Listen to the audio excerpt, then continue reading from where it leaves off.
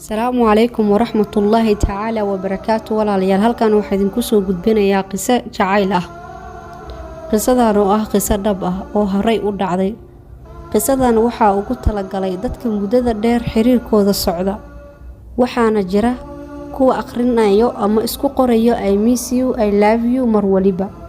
rasuulkeena sallallahu alayhi wasallam wuxuu dhahay alxubbu bacda zawaaj, jacaylka dhabta ah waa guurka kadib. qisadan oo ahayd mid u dhaxaysay wiil iyo gabar muslimad ah kuwa oo isjeclaa muddo 6 sanadood ah, ayaa waxaa dhacday in mid waliba midka kale niyadiisu uu ku beeray in uu iska tanaasulo xiriirkaani muddada dheer socdo alla dartiisa. markaa waxaa dhacday gabadhii asigoonan wiilkii gabadhii la tashan ayuu magaaladii ka soo tagay asigoo ka fogaanaya xiriirka dheer. wiilkii wuxuu noqday daaci, wuxuu noqday mid ka faafiya diinta Allah subhanahu wa ta'ala, wuxuu noqday xaafidul quraan. wiilkii mar walba wuxuu soo xasuusan jiray gabadhu 6 sano xiriirka la socday.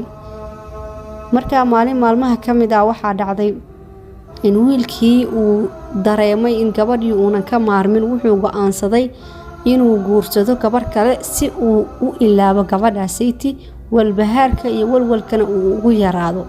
waxaa dhacday gabar kamid ah iyadana gabdhaha daaciga ah ay joogay masjid asaga uu ka ahaa daaci. gabadhi kale waxay ahayd gabadh aad u qurux badan, diiniyan, akhlaaqiyan wanaagsan. ragga dhan magaalada joogay aad u daneynayeen inay guur la wadaagaan.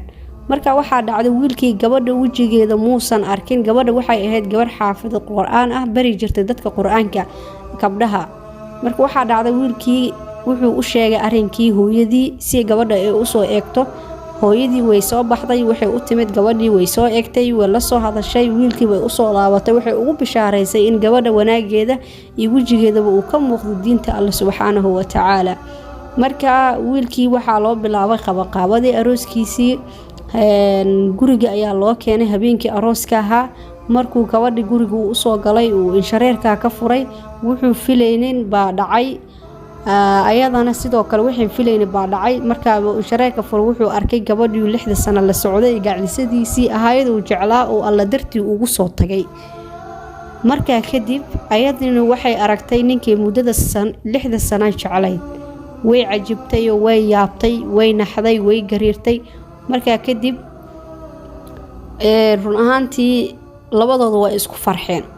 marka waxaan kuu sheegayaa walaalkaygii ama walaasheedii qisadan dhageysanaysa oo haatan xiriirka jacaylka sameynaysa oo sugaysa in qofka ay guursato, wax walbo ilaahay dartiis aad ugu tagto, ilaahay adduunkiisa wuu ugu bishaareynaya waxa khayrka ah. marka maasha Allah qisadan wax badan ayaad ka faa'iido doontaan sidaan filaayo. waa mahadsantihiin. Assalaamu calaykum waraxmatullaahi ta'ala wa barakaatuhu.